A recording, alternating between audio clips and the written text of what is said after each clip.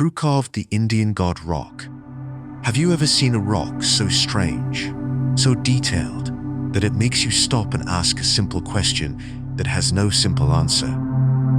Imagine walking through a quiet landscape, heat rising from the ground, wind brushing past ancient stone, and then you see it. A massive rock face carved with the image of an Indian god. The lines are deep, the shape is clear, the expression feels alive, and the first thought that hits you is this: who carved this, and how? This is the mystery of the Indian god rock. For years, people have stood before this carving in silence. Some feel awe, some feel confusion. Others feel something deeper, like they're being watched by the past. The rock does not come with instructions. There is no sign telling us the name of the artist, the date, or the reason. Just stone and a god's face, staring back through time. The carving shows features linked to Indian gods seen in old temples. Calm eyes, strong posture, a sense of power mixed with peace. These are not random shapes. This was done by someone who knew exactly what they were doing. Every line feels planned. Every curve feels intentional. But here is where the mystery really begins. The rock is not located near a major ancient temple complex. There are no clear ruins around it, no broken tools found nearby, no clear records that mention it. It stands alone, almost like it was meant to be found, but not explained. So, who carved it? One theory says it was made by ancient Indian craftsmen. Long ago, skilled stoneworkers existed who could carve entire temples out of rock. We know this is true because places like Ellora and Mahabalipuram exist. These people did not need modern machines. They used patience, simple tools, and deep knowledge of stone. If they could carve temples, they could carve a god into a rock face. This theory makes sense. The style matches, the skill level fits. And carving gods into stone was part of spiritual life. Art was not just decoration, it was worship. But there is a problem. Most ancient carvings were part of a larger site. A temple, a cave, a sacred area with signs of ritual use. This rock stands mostly alone. That raises questions. Why here? Why this spot? Why no other structures? Another idea is that the carving marked a sacred path or natural holy place. In ancient India, nature itself was often worshipped. Rocks, rivers, trees, and hills were seen as living and powerful. Maybe this rock was already special, and the carving was added to honor that power. Not all sacred places needed temples. This idea adds depth to the mystery. It suggests the carving was meant for those who knew, not for crowds. A quiet place, a personal connection with the divine. Then there is the question of age. Some believe the carving is much older than we think. Weather has worn parts of it down. Wind and rain have softened the edges. This does not happen quickly. It takes centuries, sometimes more. But without clear testing, no one can say for sure how old it really is. Others believe the carving could be newer than assumed. Maybe not ancient, but still old. Created by a group trying to keep traditions alive during a time of change. History is not always neat. Sometimes people hold on to old beliefs, even as the world around them shifts. Now let's talk about the positives of this mystery. One positive is cultural connection. The Indian god rock reminds people of the deep spiritual roots of the region. It shows how faith, art, and nature were once closely linked. It keeps old traditions alive, even without words. Another positive is curiosity. This carving makes people ask questions. It pushes interest in history, art, and ancient skills. Mystery is powerful. It makes people care. There is also beauty. No matter who carved it, the rock is impressive. It shows patience, effort, and belief. It is a reminder that humans have always wanted to leave something behind. But there are negatives too. The biggest negative is neglect, because the carving is not fully understood or officially protected in many cases. It can be damaged. Weather continues to wear it down. Pollution, touching, and even vandalism can slowly erase details forever. Another negative is false stories. When answers are missing, rumors grow. Some people add wild ideas that distract from real history. While imagination is fun, it can sometimes take attention away from serious study and protection. There is also the risk of loss. If the rock is damaged beyond repair, the mystery ends not with answers, but with silence. So where does that leave us? Standing in front of the Indian God Rock today feels like standing between two worlds. One foot in the present, one foot in the past. You can feel the time that has passed, and yet the carving still feels present, still watching. Here is my honest opinion. I believe the Indian God Rock was carved by human hands, not by accident, not by chance. It came from a time when art and belief were deeply connected. Whether it was made by temple craftsmen, wandering artists, or local worshippers, it was done with purpose, not to impress the future, but to honor something sacred in the moment. I also believe we don't need every answer for something to matter. Mystery does not mean failure. Sometimes, mystery is the point. It invites respect. It invites care. As for the present situation of the Indian God Rock, it exists in a fragile state. It still stands. People still visit. Some study it. Others simply look and move on. Nature continues its slow work. Without stronger protection and awareness, details may fade. The God carved into the stone has survived time, weather, and silence. The question now is whether it will survive us. Adena and Hopewell mounds in Pennsylvania. Imagine walking through a quiet field in Pennsylvania. No pyramids, no towering ruins, just grass, trees, and soft hills rising from the earth. At first, they look natural, but then you hear the question that changes everything. What if these hills were built by human hands? Not last century, not even 1,000 years ago, but long before written history in this land, long before the United States even existed. That is where the mystery of the Adena and Hopewell mounds in Pennsylvania begins. For a long time, people ignored these mounds. Farmers plowed around them, children played on them. Some were even dug up or flattened without a second thought. But slowly, researchers realized something important. These were not random piles of dirt. These were carefully built earthworks, made by ancient cultures with deep knowledge, strong beliefs, and complex social lives. The Adena people came first. They lived in this region more than 2,000 years ago. They did not build cities of stone. They did not leave written records. What they left instead were mounds, raised shapes of earth, often round, sometimes tall, sometimes wide. Building them took time, planning, and teamwork. Dirt was carried by hand, basket by basket. This was not quick work. This was effort with meaning. Many Adena mounds were burial sites. Important people were placed inside, often with objects like tools, pipes, or ornaments. This tells us something important.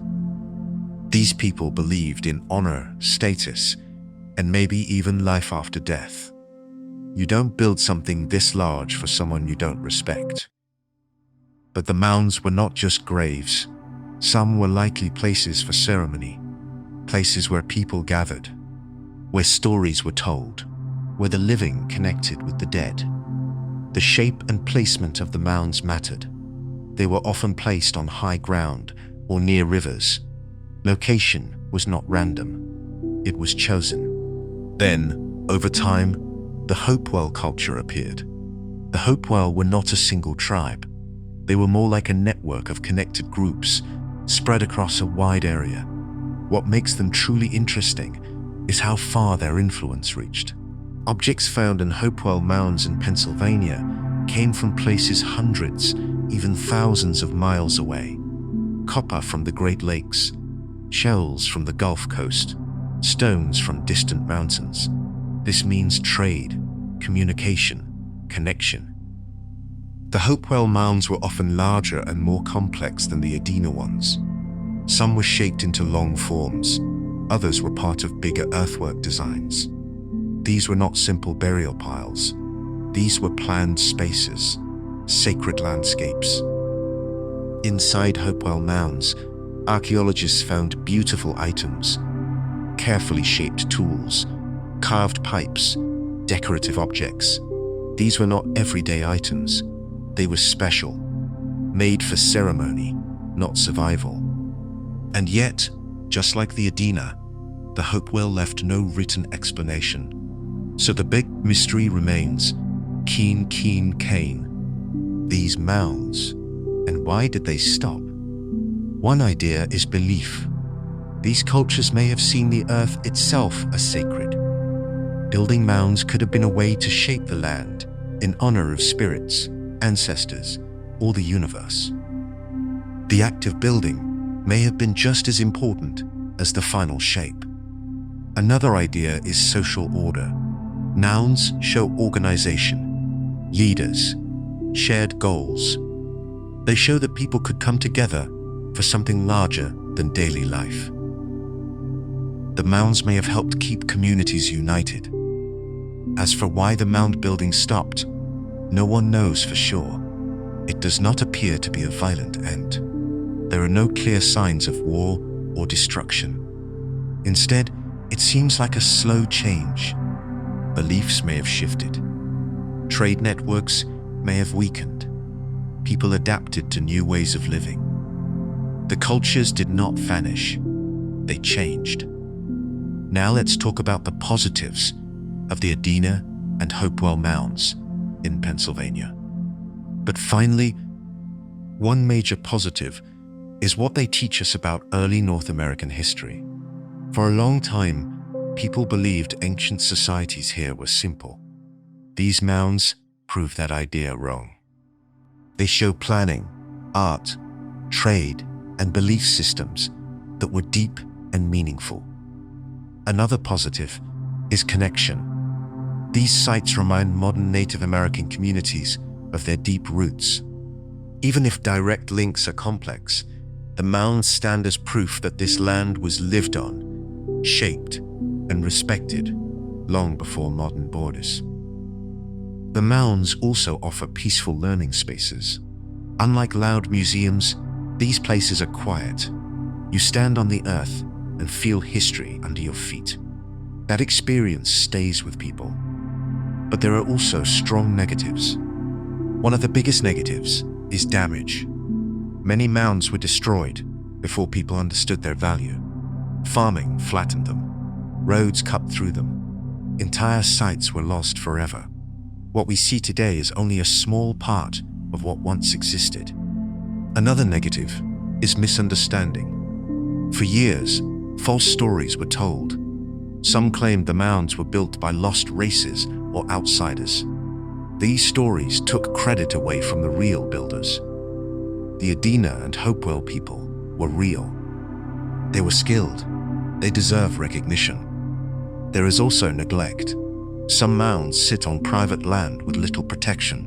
Weather slowly wears them down. Erosion, flooding, and plant growth change their shape year by year. And then there is the challenge of interest. Because these mounds are simple in appearance, some people overlook them. They don't look dramatic at first glance, but their importance is not in height or stone. It is in meaning. When I think about these mounds, here is my honest opinion. I believe the Adena and Hopewell mounds are some of the most important yet underappreciated historical sites in the region. They challenge the idea that history needs buildings to matter. They show that belief, memory, and effort can be shaped directly into the land. I also think we need to slow down when we visit places like this. These are not attractions meant for noise or crowds. They are reminders, quiet ones. They ask us to listen, not just look. And I believe education matters here. When people understand what these mounds represent, they care more. Respect grows from knowledge. As for the present situation of the Adena and Hopewell mounds in Pennsylvania, it is mixed. Some sites are protected as parks or historical areas. Signs explain their history. Researchers continue to study them carefully. That is the positive side. But many mounds are still at risk. Some remain unmarked. Others sit on land where future development could erase them. Nature continues its slow work. Rain softens edges. Time reshapes what humans built long ago. These mounds have already survived thousands of years. The question now is simple, and it is on us. Will they survive the modern world? Or will they quietly fade back into the earth, taking their stories with them? The disappearance of the Monongahela culture. Imagine standing on a riverbank in what is now western Pennsylvania. The water moves slowly. The land feels calm. It looks ordinary. But beneath your feet, under fields, towns, and roads, lies a mystery that has puzzled historians for years. A culture lived here for hundreds of years. They built villages, they farmed, they traded, they raised families. And then, without a clear explanation, they disappeared. This is the mystery of the Monongahela culture. Most people have never heard that name, and that alone makes the story unsettling. How could an entire culture vanish so quietly that even history barely remembers it? No written language, no clear descendants who kept the name alive, just traces in the ground and questions that refuse to go away. The Monongahela people lived in parts of present-day Pennsylvania, West Virginia, and Ohio. They were here long before Europeans arrived. They were not wandering aimlessly. They lived in planned villages, often built on hilltops or near rivers. These villages were usually circular, with houses arranged around a central open space. That design was not random. It suggests order, community, and shared rules. They were farmers. Corn was central to their life. They also grew beans and squash. They hunted deer and smaller animals. They fished. This was a stable way of living. Not perfect, but balanced. For generations, it worked. Their houses were made of wood and bark, not stone. That matters, because it means much of what they built did not survive time.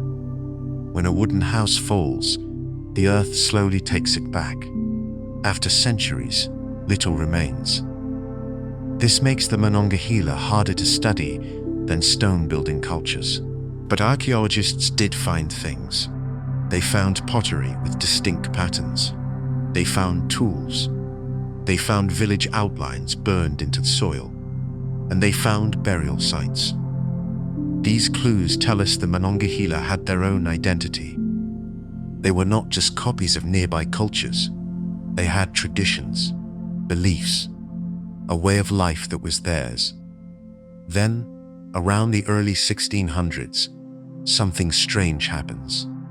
The evidence stops. Villages show signs of being abandoned. No clear signs of destruction. No burned layers that suggest war. No mass graves that point to sudden death. Just absence. By the time Europeans entered the region in larger numbers, the Monongahela were gone. So what happened? That is the question that keeps coming back. One theory is disease. Even before Europeans settled deeply inland, diseases traveled faster than people. Trade networks connected distant groups. A sickness introduced far away could move village to village. The Monongahela had no immunity to these new illnesses. Even a simple disease by today's standards could wipe out large parts of a population. Disease leaves very little trace in the ground. No broken walls, no weapons, just empty homes. That fits the evidence. Another theory is climate stress. The Monongahela depended heavily on farming. If the climate shifted even slightly, crops could fail.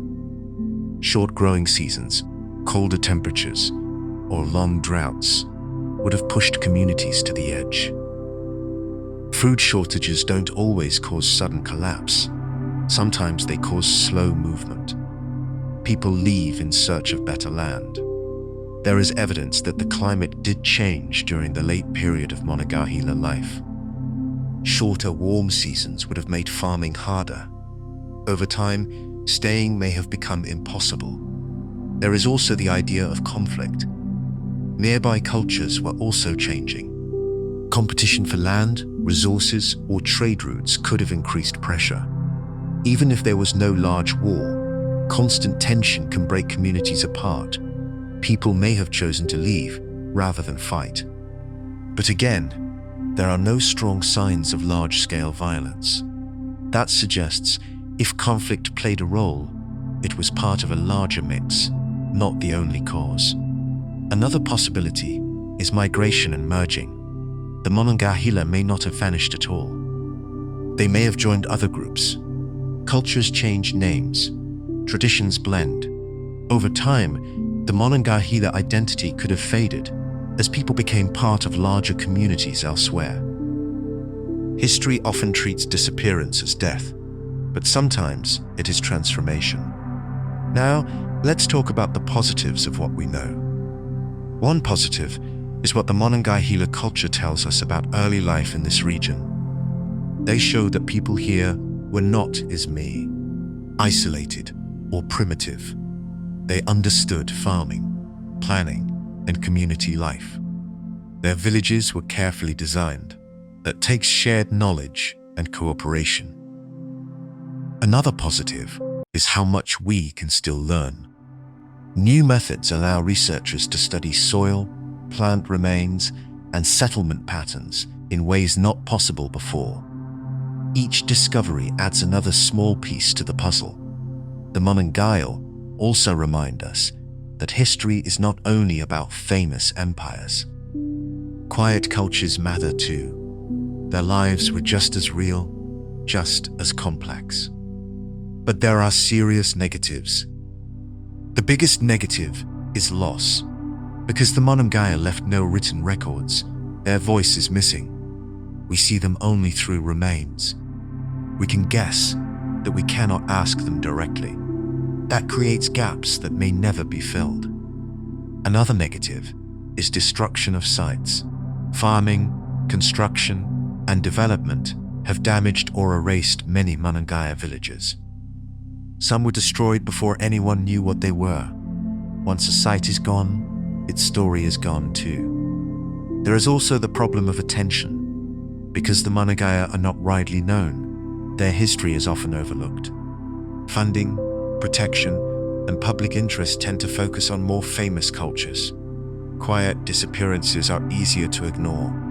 Standing back, the disappearance of the Monongahela culture feels unsettling because it feels close. This didn't happen in some distant desert or deep jungle. It happened here, in familiar landscapes, in places people drive past every day without knowing what came before. Here is my honest opinion. I don't believe there is one single answer to why the Monongahela disappeared. I think it was a mix. Disease, climate stress, social pressure, change over time. Human history rarely ends in one clean moment. It usually fades, shifts, and blends. I also think we underestimate how fragile stability is. The Monongahela lived well for centuries, but even strong systems can fail when conditions change. That lesson feels very relevant today. What matters most to me is respect. These were real people, not a mystery label. They loved, worked, struggled, and adapted. Their disappearance should not just be a question to solve, but a story to remember. As for the present situation of Monongahela sites today, it is uncertain. Some locations are protected and studied. Archaeologists work carefully to preserve what remains. That is the positive side. But many sites are still unmarked. Some lie under modern towns. Others sit on private land with little protection. Nature continues to change the landscape. Rain, erosion, and time slowly erase traces that survived centuries. The Monongahela culture may be gone, but its story is not finished. Every discovery keeps it alive a little longer. The real question is whether we will continue to listen or let this quiet disappearance fade completely into the ground beneath our feet.